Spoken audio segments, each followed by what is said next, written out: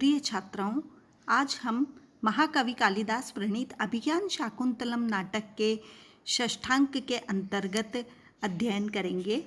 अब तक हमने देखा कि राजा दुष्यंत जब से उनको शकुंतला को दी हुई अंगूठी जो किसी मछुआरे से प्राप्त हुई, उसको देखकर राजा बहुत ही पश्चाताप की ग्लानि से अपने आप को पीड़ित अनुभव कर रहे हैं। राजा अपने आप को बहुत दोषी ठहरा रहे हैं और वे बार बार पश्चाताप करते हुए शकुंतला का स्मरण करते हैं। जब उनके हाथ में अंगूठी है और उस अंगूठी को संबोधित करते हुए अब आगे राजा जो है वो कह रहे हैं कि हे अंगुलीय, तव सुचरितम अंगुलीय नूनम प्रतनु ममेव विभाव्यते फलेन अरुण नख मनोहरासु तस्याश्च्युतमसि लब्ध पदम यत अंगुलीषु। कि हे अंगूठी, तव सुचरितम, तो तुम्हारा जो सुकृत पुण्य है वो मम इव, मेरी ही तरह, नूनम निश्चित ही, प्रतनु अत्यल्प है, और यह फलेन विभाव्यते, यह बात मुझे फलीभूत अनुभूत फल से ज्ञात हो रही है। यत, जो कि अरुण नख मनोहराशु तस्या अंगुलीषु, अरुण लालिमा से युक्त नखों से मनोहर उस अंगुलियों में लब्ध पदम, स्थान प्राप्त करके भी, च्युतम असि, तुम वहाँ से अलग हो गई हो, गिर गई हो। राजा यहाँ अंगूठी से कहते हैं कि तेरा भी पुण्य मेरे पुण्य के समान वस्तुतः अत्यल्प ही था। जैसा कि तेरे द्वारा अनुभूत फल से ज्ञात होता है, फल के अत्यल्प होने के कारण तू शकुंतला की सुंदर अंगुलियों में पहुंचकर भी वहां से नीचे गिर पड़ी, और जब तक तेरा पुण्य रहा तब तक तो तू उसकी अंगुली में बनी रही, पर जो ही पुण्य समाप्त हुआ तू नीचे गिर गई।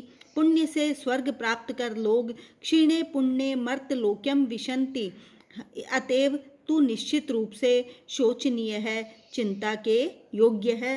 तुम्हारे बारे में चिंतन जो है वो उचित ही है। तो राजा अंगूठी को यहाँ संबोधित करते हुए इस तरह से उससे मानो वार्तालाप कर रहे हैं। फिर पुनः राजा कहते हैं, पश्चात इमाम मुद्राम तद अंगुलिकौ निवेशतया मया प्रत्यभिहिता, कि इसके बाद उस अंगूठी को उसके हाथ में पहनाते हुए मैंने उससे कहा था। वे पुराने यादों में खो जाते हैं और उन्हीं का स्मरण करते हुए कहते हैं, एकैकमत्र दिवसे दिवसे मदीयम नामाक्षरम गणय गच्छसि यावदन्तं, तावत् प्रिये मद अवरोध गृह प्रवेशम नेता जनः तव समीपमुपेष्यतीति। कि हे प्रिय, अत्र दिवसे दिवसे, यहाँ प्रतिदिन, प्रत्येक दिन, एकैकम, एक एक, मदीयम नामाक्षरम, मेरे नाम के अक्षर को, गणय, तुम गिनना, यावत अंतम गच्छसि, जब तक तुम अंतिम अक्षर की समाप्ति तक पहुँचोगी, तावत, तब तक, मद अवरोध गृह प्रवेशम नेता जन है, मेरे अंतःपुर में प्रवेश के लिए नेता मन ले जाने वाला जन है व्यक्ति, तब समीपम उपेष्यति, तुम्हारे पास पहुँच जाएगा। जब राजा ने शकुंतला को अंगूठी पहनाई थी और शकुंतला से आश्रम से विदा लेकर वह राजा जब वापस अपने राज्य की ओर प्रवेश करते हैं, तब वे शकुंतला को यह कहते हैं कि जब मैंने अपने नगर के लिए प्रस्थान किया, तभी प्रिया ने आंखों में आंसू भरकर मुझसे पूछा था कि आप कब तक समाचार देंगे। तब मैंने इसका उत्तर देते हुए उसकी अंगुली में इस अंगूठी को पहनाते हुए कहा था कि इस अंगूठी में प्रतिदिन मेरे नाम के एक एक अक्षर को गिनते रहना। जब तक तुम इन अक्षरों के अंत तक पहुँचोगी, तब तक तुम्हें मेरे अंतःपुर में पहुँचाने वाला व्यक्ति तुम्हारे पास आ जाएगा। तो इस तरह से राजा अपने कहे गए वचनों का यहाँ पुनः स्मरण कर फिर से पश्चाताप करने लगते हैं और शकुंतला के प्रति भावों को व्यक्त करते हैं। फिर राजा उस अंगुलीयकम विलोक के उस अंगूठी को देखकर कहते हैं कि हे मुद्रके, कथम नु तम बंधुर कोमलांगुलीम करम विहायसि निमग्न अंभसि, अचेतनम नाम गुणम न लक्ष्यते, मयैव कस्माद अवधीरिता प्रिया। कि अब वो अंगूठी को उलाहना दे रहे हैं कि मैं भी तब विदूषक मन में सोचता है कि ये राजा ने भी कैसा मार्ग अपना लिया है कि वह बार बार अंगूठी को देखकर उसी को उलाहना दे रहे हैं। तब राजा फिर मुद्रिका को देखते हुए कहते हैं, बंधु कोमलांगुलीम, तुम सुंदर और कोमल अंगुलियों वाले तम उस करम विहाय, उस हाथ को छोड़ करके, कथम नु कैसे, अंभसी निमग्नम, जल में डूब गई थी, अथवा अचेतनम नाम, भले ही अचेतन वस्तु गुणम न लक्ष्येत, किसी वस्तु विशेष के गुणों को न देखे, मया एव, और मेरे द्वारा भी, कस्मात प्रिया अवधीरिता, कैसे अपनी प्रिया शकुंतला का तिरस्कार कर दिया गया। राजा अंगूठी को उलाहना देते हुए कहते हैं कि तू सुंदर और कोमल अंगुलियों वाली प्रिया शकुंतला के हाथ से छूटकर जल में क्यों गिर गई। इसके बाद स्वयं सोचते हैं कि इसमें अंगूठी का क्या दोष है। क्योंकि यह तो अचेतन वस्तु है।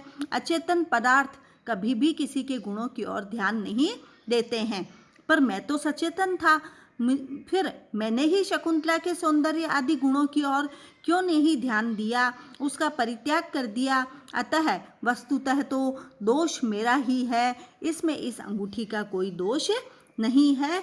तो यहाँ राजा सचेतन और अचेतन वस्तुओं की तुलना करते हुए अपने आप को ही सचेतन होने के कारण दोषी ठहरा रहे हैं।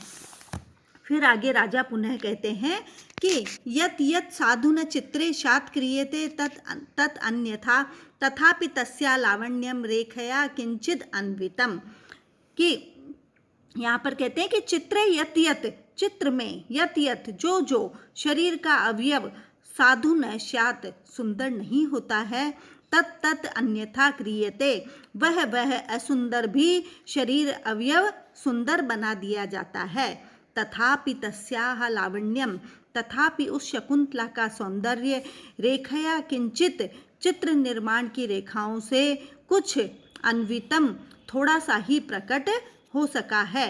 अब राजा शकुंतला का चित्रफलक, एक चतुरिका जो है वो चित्रफलक को हाथ में लिए हुए वहाँ पर राजा के समक्ष प्रस्तुत होती है और वह शकुंतला का बनाया हुआ एक चित्र लेकर के आती है। विदूषक उस चित्र को देखता है और कहता है कि बहुत सुंदर है। शकुंतला के हर्ष, भय आदि समस्त भावों का संचार यहाँ पर सुंदर विन्यास के कारण दर्शनीय है। इसमें के चित्र के ऊंचे नीचे स्थानों की ओर मेरी दृष्टि लड़खड़ा सी जाती है।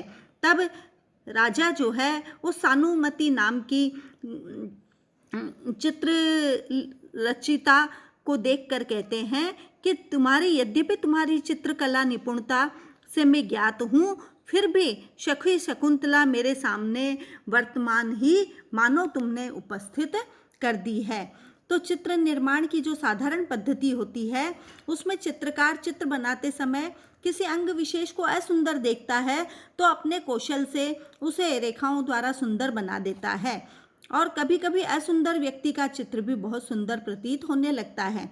तब दुष्यंत कहते हैं, शकुंतला के चित्र में तो उसका वास्तविक सौंदर्य रेखाओं से बहुत ही कम आ पाया है, अर्थात उसका पूरा लावण्य चित्र में दिखाई नहीं दे रहा है, क्योंकि वह तो क्षण क्षण में नवीनता धारण करने वाला जो होता है सौंदर्य, ऐसा उसका सौंदर्य है। और यहाँ उसी का वर्णन जो है बाह्य आकृति की रूपरेखा ही चित्रित कर पाए हैं, ऐसा यहाँ राजा के द्वारा व्यक्त किया गया है।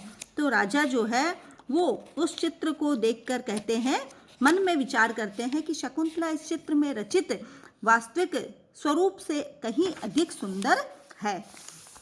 फिर राजा कहते हैं कि स्विन्नांगुली